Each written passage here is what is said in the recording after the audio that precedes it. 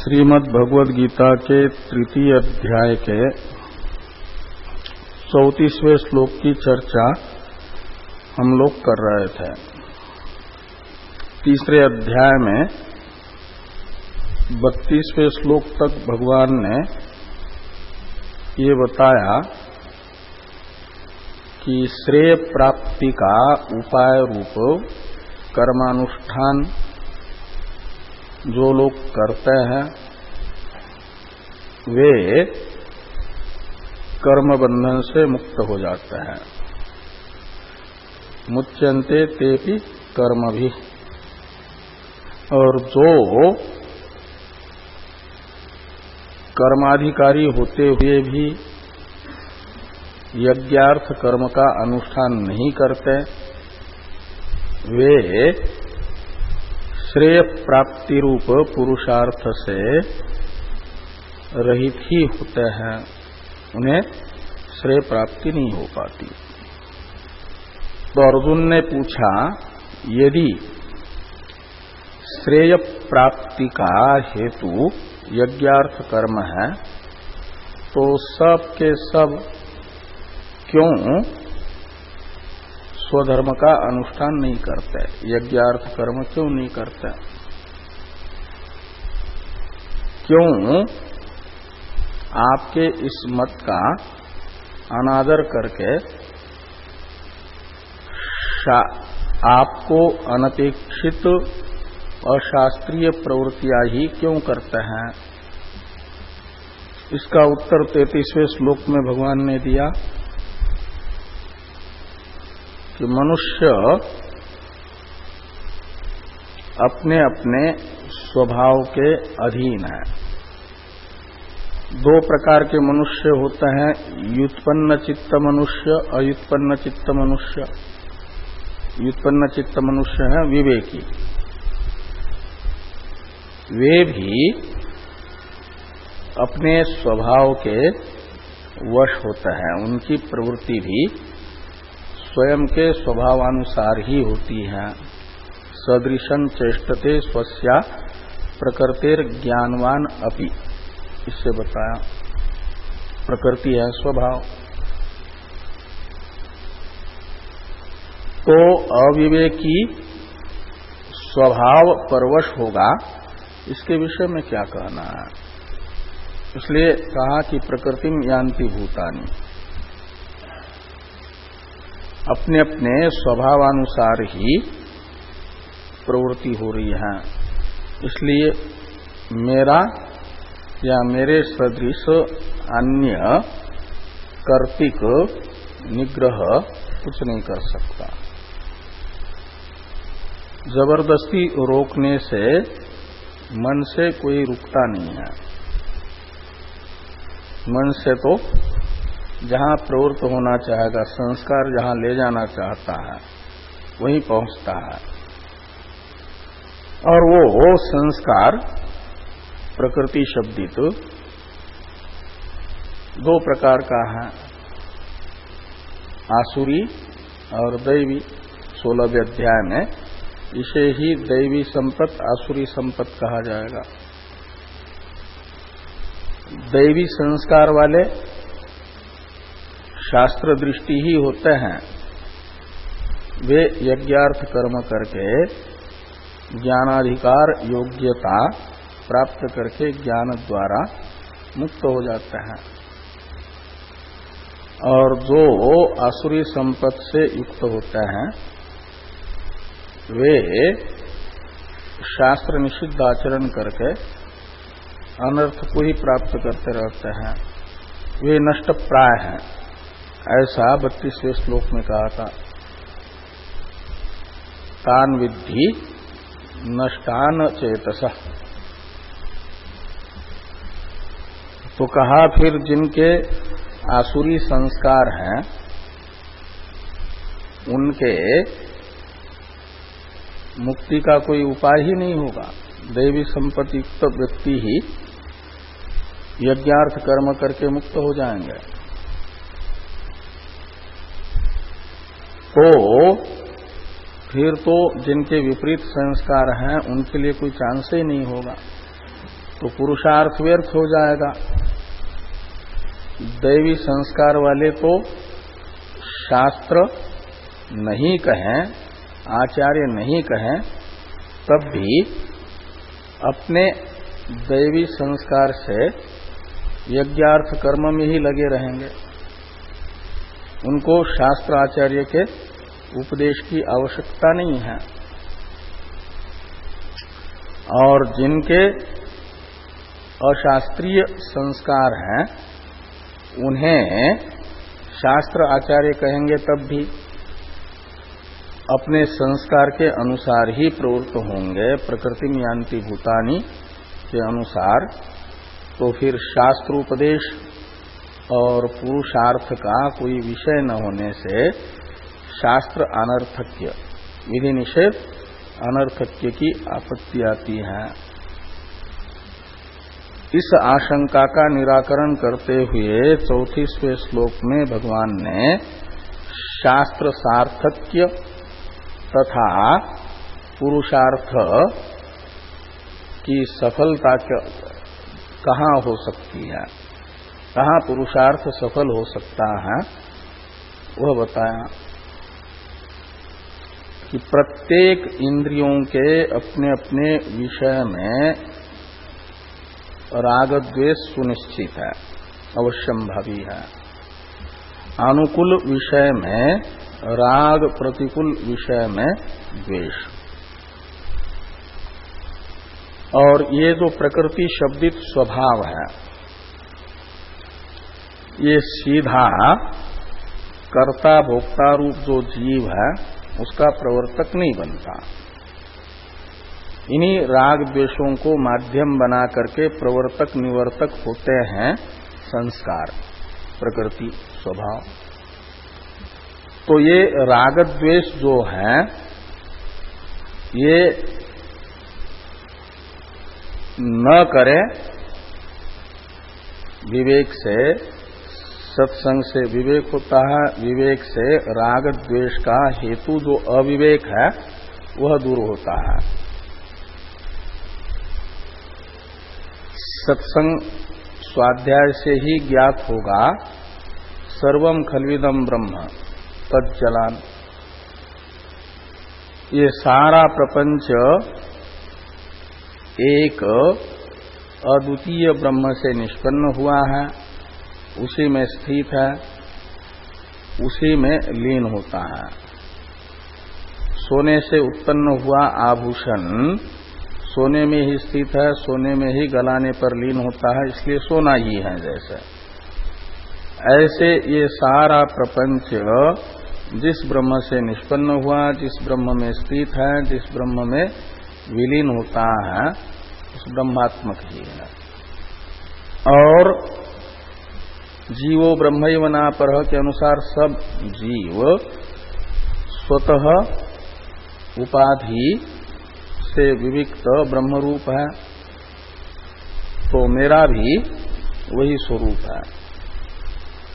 ये सर्वम खल्विदम ब्रह्म इत्यादि शास्त्र वचन तथा इसके व्याख्यान रूप सदैव सौम्यदमग्रासित इत्यादि 6 अध्याय आदि के स्वाध्याय आदि से सत्संग से सत्व वही ब्रह्म है, और उसके साथ बुद्धि का संसर्ग, बुद्धि तदाकार बने तो सत्संग माना जाता है। वो होता है ब्रह्म प्रतिपादक ग्रंथों के विचार से, सत्संग से, स्वाध्याय से। उससे ये जो अविवेक है, प्रपंच को हम एक वस्तुआत्मक न देख करके प्रपंच का अपना अपना जो विलक्षण विलक्षण नाम रूप है वस्तुओं का, उन नाम रूपात्मक उनके आकार प्रकार में ही जब तक रहते हैं तब तक कार्य विषयक अनुकूल प्रतिकूल बोध बुद्धि में बना रहता है।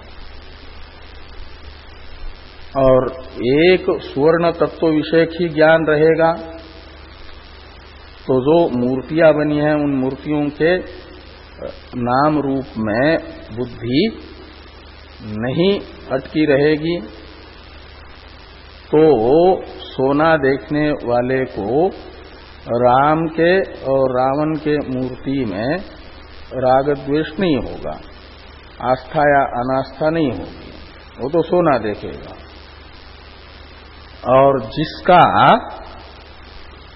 सोने में मन नहीं है अपितु राम के रूप में अवस्थित सोना और रावण के रूप में अवस्थित सोने में ही मात्र विचरण कर रहा है जिनका मन, और राम भक्त है तो राम के आकार में स्थित सोने में आस्था बनेगी, रावण के रूप में स्थित सोने में अनास्था बनेगी, राग द्वेष होगा।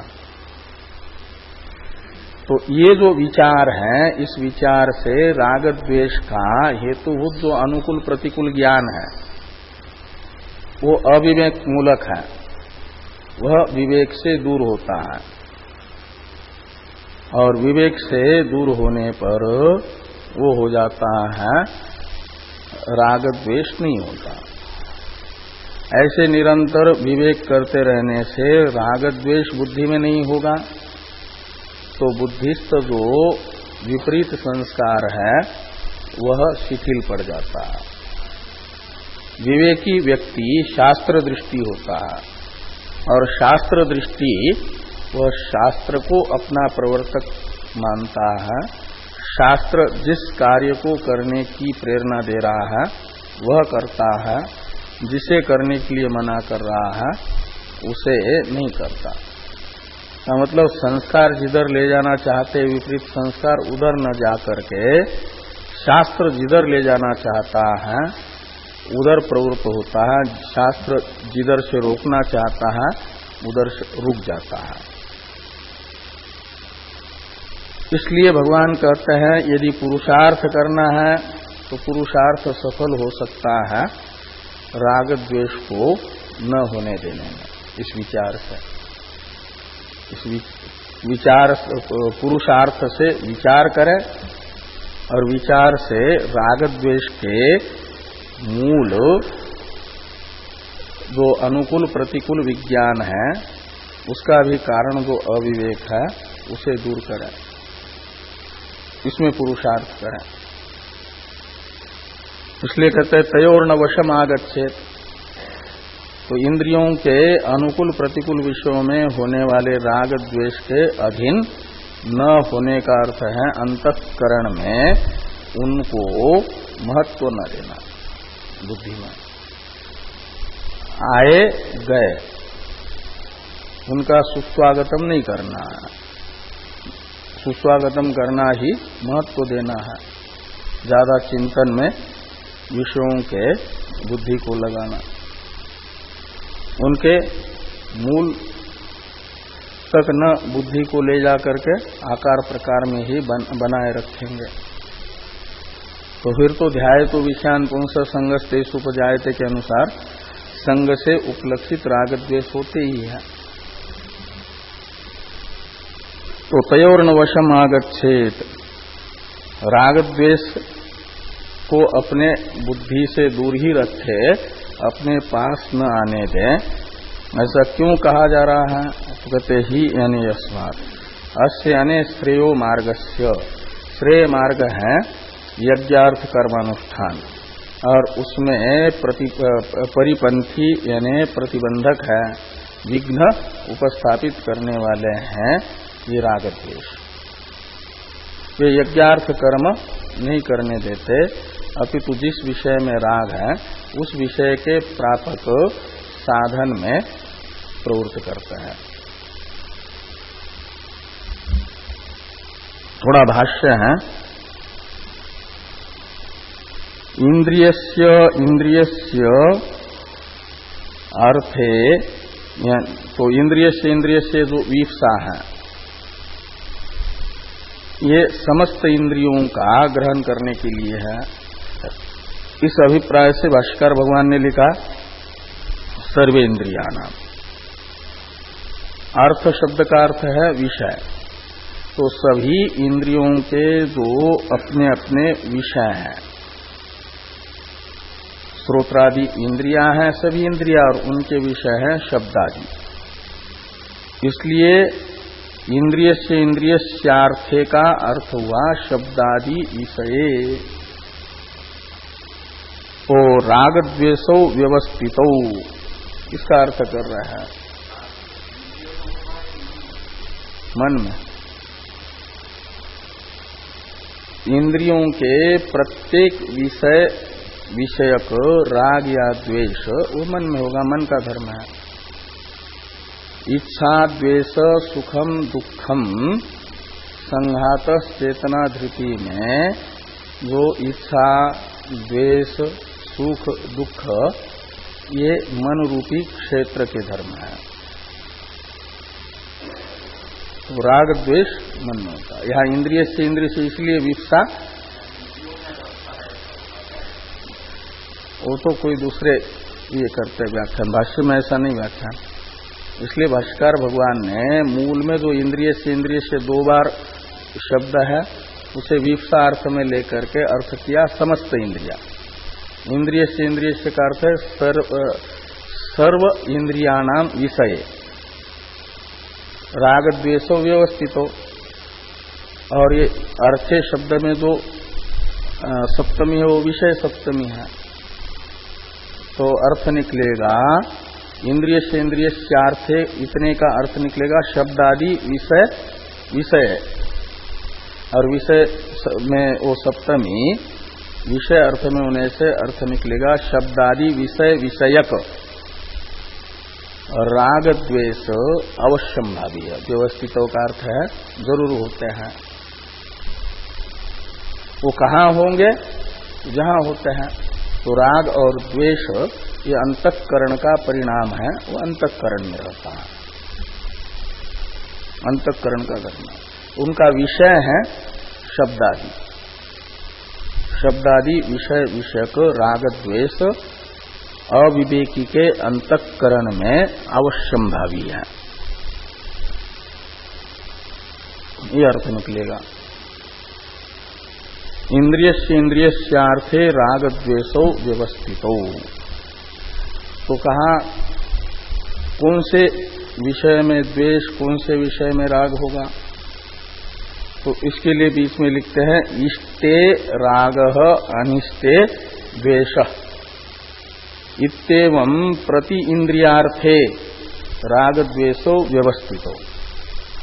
तो प्रत्येक इंद्रिय के विषयों के अवान्तर 2 भाग हैं, अनुकूल प्रतिकूल। तो अनुकूल विषय है तो राग, प्रतिकूल विषय है द्वेष। तो शब्दादि अनुकूल है तो राग, प्रतिकूल शब्दादि में द्वेष। तो राग द्वेषो व्यवस्थितों का अर्थ कर दिया अवश्यम भाविनो। तो कहाँ होंगे? तो जहां वो होते हैं, तो मन में होते हैं, इसलिए मन में ही होंगे, लेकिन उनका विषय रहेगा शब्दादि।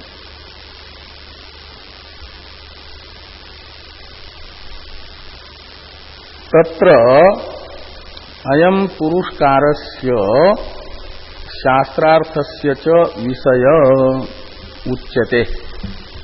तो तत्र यानी तस्मिन् सति, जब ये निश्चित हुआ कि अविवेकी के चित्त में अनुकूल विषय विषयक राग, प्रतिकूल विषय विषयक द्वेष होता है, तो राग द्वेष का हेतु अविवेक है, अनुकूल प्रतिकूल ज्ञान द्वारा। तो साधक को राग द्वेष का जो हेतु है अविवेक, उसके विरोधी विवेक को अपना करके राग द्वेष के कारण अविवेक को अपने चित्त से निकाल देना चाहिए। विवेक अर्जित करने में स्वतंत्र है, यदि प्रयास करता है शास्त्र चिंतन द्वारा विवेक प्राप्त करने में, तो विवेक चित्त में आते ही अविवेक दूर होगा, तो अनुकूल प्रतिकूल ज्ञान नहीं होगा विषयों का, और राग द्वेष नहीं होंगे। तो राग द्वेष नहीं होंगे तो स्वभाव जो है कुछ नहीं कर पाएगा। इन्हीं राग द्वेषों को माध्यम बना करके ही जीव का प्रवर्तक बनता है, और जिस जीव की उपाधिभूत चित्त में राग द्वेष उत्पन्न नहीं होते, उसे वो स्वभाव प्रवर्तक भी नहीं कर पाता संस्कार, तो वो उसका प्रवर्तक शास्त्र होता है, तो शास्त्रानुसारी उसकी प्रवृत्ति होगी। इसलिए जब तक अविवेक है तभी तक जो आसुरी संपत्ति है उसके अनुसारी प्रवृत्ति रहेगी, और विवेक से आसुरी संपत्ति को पुष्ट करने वाले राग द्वेष के मूलभूत अविवेक की निवृत्ति होने से राग द्वेष नहीं होंगे, तो विपरीत संस्कार शिथिल पड़ जाएगा, वह प्रवर्तक नहीं होगा। विवेक के सामने वो स्वभाव दुर्बल सिद्ध होता है। इस अभिप्राय से कह रहे हैं कि तत्र अयम पुरुषकारस्य, पुरुषकार कहते हैं पुरुषार्थ को, तो तत्र अयम पुरुषकारस्य शास्त्रार्थस्य च विषय उच्यते। तो पुरुषकार यानी पुरुष प्रयत्न और शास्त्रार्थ का विषय है। वो क्या विषय है? तो शास्त्रार्थे प्रवृत्त पूर्वम एव राग द्वेषयोः वशम न आगच्छेत्। चित्त में राग द्वेष के आने से पहले ही विवेक को रखे। एक बार राग हो जाए तो फिर स्वभाव को फिर प्रवर्तक बनने से रोका नहीं जा सकता। इसलिए भाष्यकार भगवान कहते हैं कि पूर्वम एव राग द्वेषयोः वशम न आगच्छेत्। तो शुरू से ही हमेशा अपने चित्त में विवेक दीप को जलाए रखें, अविवेक रूपी अंधकार आने न दे। विवेक दीप जला रहेगा तो अविवेक रूपी अंधकार छाएगा नहीं, तो राग द्वेष नहीं होगा। राग द्वेष अविवेक रूपी अंधकार बुद्धि में फैला करके ही प्रकट होते हैं, स्थान पाते हैं। अविवेक के बिना चित्त में राग द्वेष ठहर नहीं पाता है। इसलिए जिससे ठहरते हैं उस अविवेक के विरोधी विवेक दीप को हमेशा बनाए रखें। इस अभिप्राय से कह रहे हैं कि तत्र अयम पुरुषकारस्य विषय शास्त्रार्थस्य च विषय उच्यते। शास्त्रार्थे प्रवृत्तः, शास्त्रार्थ है श्रेय प्राप्ति का हेतुभूत यज्ञार्थ कर्मानुष्ठान। इसलिए शास्त्रार्थे प्रवृत्त का मतलब श्रेय प्राप्ति का हेतुभूत यज्ञार्थ कर्मानुष्ठान में प्रवृत्त, बंधन से मुक्ति दिलाने वाले निष्काम कर्मयोग में प्रवृत्त जो साधक, उसे क्या करना है? तो पूर्वम एव राग द्वेषयो वशम न आगच्छेत्। पहले विवेक को अच्छी तरह से अर्जित करना है। विवेक ठीक ठीक रहेगा, संशय विपर्य रहित विवेक रहेगा, साध्य साधन के विषय में, और यहाँ का संशय विपर्य का अर्थ प्रमाण प्रमेय विषयक संशय विपर्य नहीं, जिसे भिद्यते हृदय ग्रंथि छिद्यन्ते सर्व संशया में सभी संशयों की निवृत्ति तस्मिन दृष्टि परावरेश जो बताई जा रही, वो संशय निवृत्ति नहीं समझना। यहाँ जिसे श्रेय प्राप्ति का साधन बताया गया है यज्ञार्थ कर्मानुष्ठान को, तो ये जो श्रेय प्राप्ति और यज्ञार्थ कर्मानुष्ठान, इसके विषय में, इस साध्य साधन भाव के विषय में संशय विपर्य और रहित विवेक, वो इसका जहां जहां संशय विपर्य का स्थल था 27 श्लोकों में अच्छी तरह से भगवान ने उसका निवर्तक विवेक दिया है।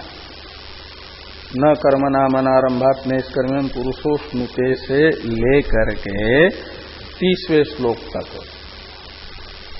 जो तस्मात् युद्धस्व विगत ज्वर तक के ग्रंथ से यही अनेकों प्रकार से 27 श्लोकों में भगवान ने समझाया है कि निष्काम कर्म अनुष्ठेय है, यज्ञार्थ कर्म अनुष्ठेय है, और इसके विषय में यहाँ के प्रतिपाद्य विषय के विषय में संशय और विपर्य रहित जो विवेक, ये विवेक रहेगा तो राग द्वेष नहीं होंगे, और राग द्वेष नहीं होंगे तो विपरीत संस्कार कारक नहीं बनेगा।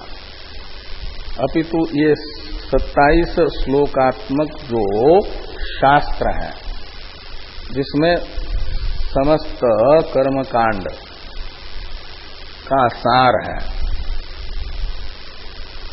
और जो कर्मनिष्ठा बताई है भगवान ने, उसका सार ये 27 श्लोक है, कर्मयोग है ना।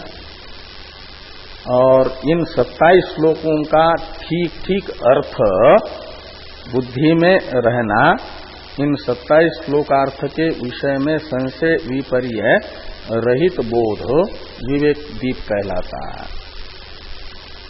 और ये ठीक ठीक रहेगा तो अविवेक बुद्धि में नहीं छाएगा। फिर अविवेक नहीं होगा तो शब्दादि विषय विषयक अनुकूल प्रतिकूल ज्ञान पूर्वक होने वाले राग द्वेष भी नहीं होंगे। तो फिर ऐसे व्यक्ति के बुद्धिस्थ जो विपरीत संस्कार हैं, वह उसके प्रवर्तक न हो करके ये 27 श्लोकात्मक जो शास्त्र है यज्ञार्थ कर्म में प्रवृत्त करने वाला, वो उसका प्रवर्तक होगा। ये शास्त्र दृष्टि मनुष्य बनेगा। ये कहता है कि यज्ञार्थ कर्म करो, युद्धस्व विगत ज्वर, तो विगत ज्वर होकर के युद्ध से उपलक्षित स्वधर्मानुष्ठान में प्रवृत्ति होगी उस व्यक्ति की। इसलिए भगवान भाष्यकार कहते हैं कि पूर्वम एव राग द्वेषयोः वशम न आगच्छेत। ये पुरुषार्थ का विषय है, यहाँ पुरुषार्थ सफल हो सकता है। तयोर्न वशम आगच्छेत, इसी बात को स्पष्ट करते हुए राग द्वेष नहीं होगा तो विपरीत संस्कार प्रवर्तक नहीं बन पाता, इसे कह रहे हैं आगे। या ही पुरुषस्य प्रकृति, यानी मनुष्य का जो स्वभाव है वह राग द्वेष पूर्वक ही मनुष्य को अपने विषय में प्रवृत्त करता है। सा राग द्वेष पुरस्सरा एव स्वकार्ये पुरुषम प्रवर्तयति। मनुष्य की प्रकृति शब्दित स्वभाव उसके अंदर राग द्वेष करा करके ही अपने कार्य में प्रवृत्त करता है या निवृत्त करता है, प्रवर्तक निवर्तक बनता है।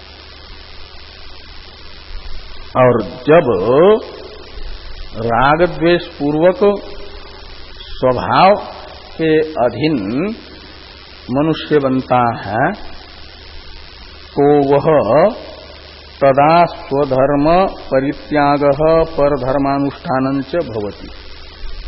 तो उस समय फिर स्वयं का कर्तव्य अविवेक के कारण छूट जाता है और जो स्वयं का कर्तव्य नहीं अन्य के लिए कर्तव्य है उसमें प्रवृत्ति हो जाती है। ये तो राग द्वेष होंगे तो ये स्थिति होगी बताया। और जब राग द्वेष को उनके हेतु अविवेक के अवरोध द्वारा अवरुद्ध करता है साधक, ये असाधक की स्थिति तो वो हुई, वो स्वधर्म का परित्याग करता है पर धर्म में प्रवृत्त होता है, असाधक है। और साधक है राग द्वेष को जहां पुरुषार्थ शास्त्र बता रहा है करने के लिए वहां पुरुषार्थ करता है वो साधक। राग द्वेष को स्थान चित्त में न देने के लिए शास्त्र कह रहा है पुरुषार्थ करो, वहां पुरुषार्थ कर रहा है और वो पुरुषार्थ उसका सफल हो रहा है, यदि तो सफलता का द्योतक है राग द्वेष नहीं होगा। तो ऐसा साधक वो शास्त्र दृष्टि बनेगा, वो शास्त्र से प्रवृत्ति होगा, स्वभाव से प्रवृत्ति नहीं होगा। उसका भी स्वभाव प्रवृत्तक होगा लेकिन उसका स्वभाव वो दैवी संपद बनेगा, शास्त्रीय संस्कार बनेगा। तो यदा पुनः राग द्वेषो तत्प्रतिपक्षेण नियमयति, तो स्वभाव के सहयोगी राग द्वेष का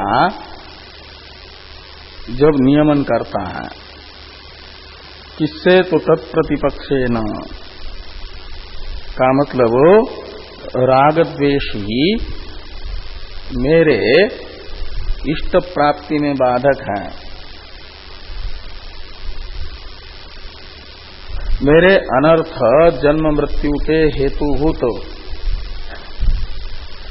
अधर्म में प्रवृत्त कराने वाले ये राग द्वेष पूर्वक संस्कार ही है। इसलिए राग द्वेष मेरे अनर्थ उपस्थापक विपरीत संस्कार के सहयोगी होने से ये इनको मुझे अपने चित्त में उपस्थित नहीं होने देना चाहिए इत्यादि विचार से, ये तत्प्रतिपक्षेण से, यानी वो विरोधी है श्रेय मार्ग के, ऐसा समझ करके राग द्वेषो नियमयति, राग द्वेष का नियमन करता है, राग द्वेष को उनके उत्पादक अविवेक के निवृत्ति द्वारा निवृत्त करता है, चित्त में उत्पन्न नहीं होने देता। ये राग द्वेष है, इनका भी तारतम्य होता है ना, ये स्थूल राग द्वेष है। जो निष्काम कर्मयोगी है उसके अंदर जो निष्काम कर्म में प्रवृत्ति में बाधक स्थूल राग द्वेष है, उन स्थूल राग द्वेषों को रोकने की बात की जा रही है। फिर सूक्ष्म राग द्वेष जो है वो तो निष्काम कर्मानुष्ठान से निवृत्त होंगे, वही तो अशुद्धि है। निष्काम कर्मयोग में प्रवृत्ति के लिए भी चित्त का शुद्ध होना जरूरी है। तो निष्काम कर्म में, यज्ञार्थ कर्म में प्रवृत्ति में प्रतिबंधक जो राग द्वेष वो रहेंगे तो निष्काम कर्म में प्रवृत्ति नहीं होगी। वो है विपरीत संस्कार के सहयोगी राग द्वेष, स्थूल राग द्वेष। उनको रोकने की बात तयोर्न वशमागच्छेत इससे की जा रही है। तो उनका निवर्तक जो विवेक है, निष्काम कर्म में महत्व बुद्धि का निश्चय रूप वो विवेक, उससे ये निष्काम कर्म में प्रवृत्ति में प्रतिबंधक तथा विपरीत संस्कार के सहयोगी जो स्थूल राग द्वेष है वह निवृत्त होता है, उनका नियमन होता है। और फिर निष्काम कर्मानुष्ठान करता है तो उससे भी राग द्वेष की निवृत्ति होती है। वो सूक्ष्म राग द्वेष है। वो निष्काम कर्म अनुष्ठान से निवृत्त होने वाले जो राग द्वेष है वह निष्काम कर्मानुष्ठान की प्रवृत्ति में प्रतिबंधक नहीं होता है। जैसे ज्ञान से निवर्त्य जो दोष है वह ज्ञान की उत्पत्ति में प्रतिबंधक नहीं होता है। ज्ञान से निवर्त्य दोष ज्ञान की उत्पत्ति में प्रतिबंधक बनेंगे फिर तो कभी ज्ञान उत्पन्न ही नहीं होगा, तो उनके निवृत्ति की संभावना ही नहीं है।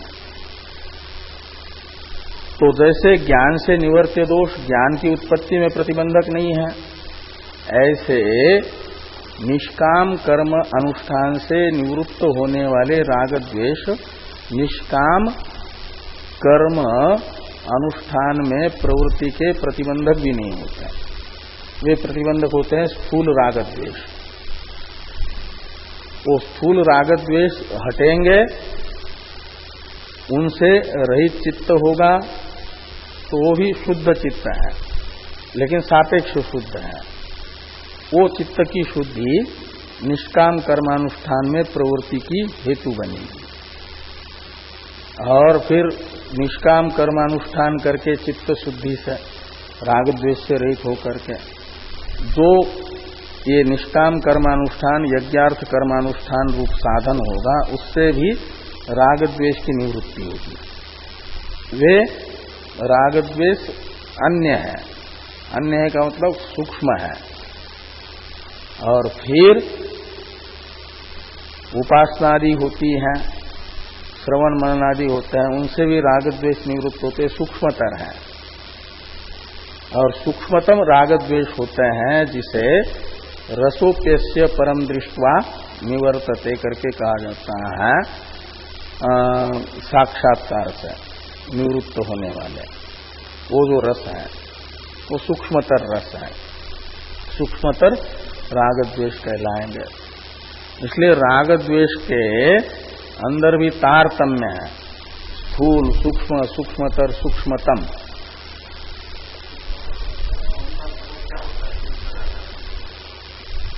वो अंदर ही अंदर कुछ न कुछ विचार मन में, ये तो स्थूल प्रवृत्ति में प्रतिबंधक हो जाते हैं। स्थूल राग द्वेष शास्त्रीय प्रवृत्ति नहीं होने देते, अशास्त्रीय प्रवृत्ति के प्रवर्तक संस्कारों के सहयोगी होते। स्थूल है।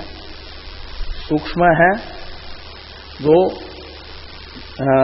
संसार का अनित्यत्वादि क्षण भंगुरत्वादि रूप है, वह प्रतीत नहीं होने देते। नित्यानित्य वस्तु विवेक में प्रतिबंधक जो निष्काम कर्मानुष्ठान का फल है अंतःकरण की शुद्धि, और अंतःकरण शुद्धि का फल है नित्यानित्य वस्तु विवेक पूर्वक वैराग्य। तो वो जो नित्यानित्य वस्तु विवेक साधन चतुष्टय अंतःपाती प्रथम साधन, उसके प्रतिबंधक राग द्वेष को कहा जाएगा सूक्ष्म राग द्वेष। वे निवृत्त होते हैं यज्ञार्थ कर्मानुष्ठान से।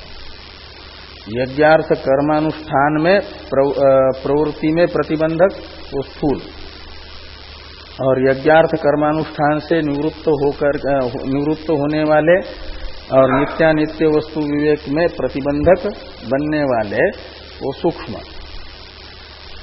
और सूक्ष्मतर है श्रवण मनन से निवृत्त होने वाले, परोक्ष ज्ञान तक के द्वारा निवृत्त होने वाले। और ये जो है जिनको वैराग्य कहा गया, वो भी मन में एक अपने वेदांत चिंतन के प्रति स्थिरत्व नहीं रहने देते। अंदर ही अंदर कुछ न कुछ विचार दूसरा ही दूसरा चलता रहता है। तो सूक्ष्म राग, जितने सूक्ष्म होंगे तो मन को लक्ष्य पर स्थिर नहीं होने देंगे। तो सूक्ष्मतर हैं, वो निवृत्त होंगे क्या नाम है, परोक्ष ज्ञान पर्यंत के जो अवांतर साधन है उनसे। और असत्वापादक आवरण का निवर्तक जो साक्षात्कार है, उससे निवृत्त होने वाले सूक्ष्मतम, जिनको कषाय आदि शब्दों से मांडुक्य कारिका में कहा है,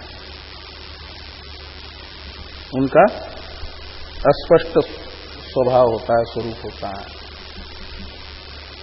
तो कहते यदा पुनः राग द्वेषो तत्प्रतिपक्षेन नियमयति, साधक यज्ञार्थ कर्मानुष्ठान की प्रवृत्ति में बाधक जो राग द्वेष है, स्थूल राग द्वेष, उनको रोकता है, नियमयति।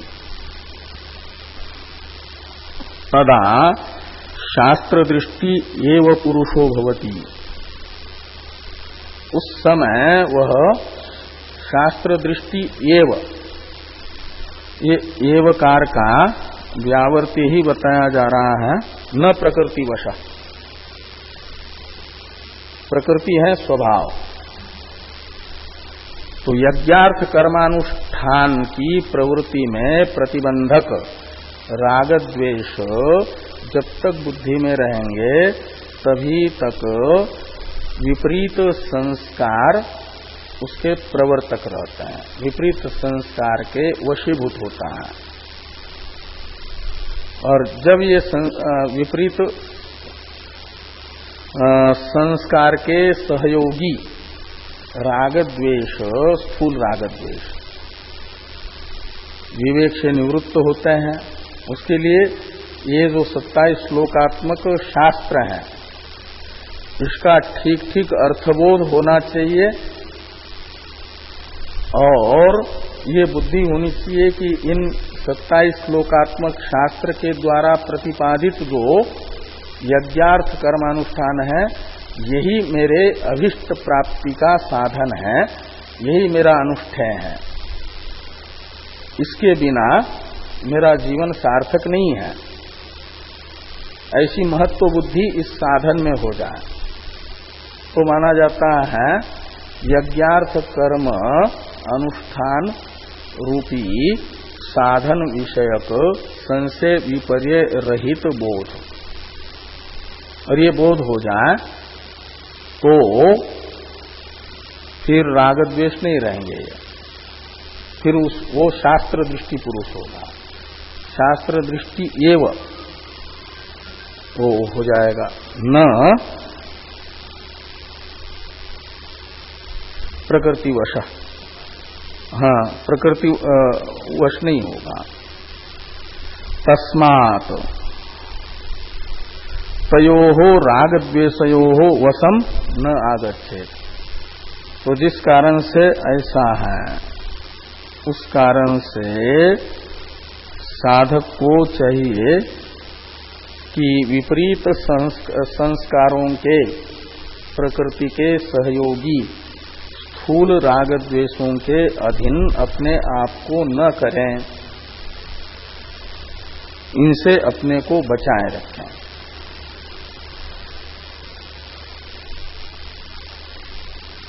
यतः तो ही अस्य पुरुषस्य परिपंथिनो तयोर्न वशमागच्छेत्, ये जो विधि है, इस विधि का साधक हेतु बताया जा रहा है।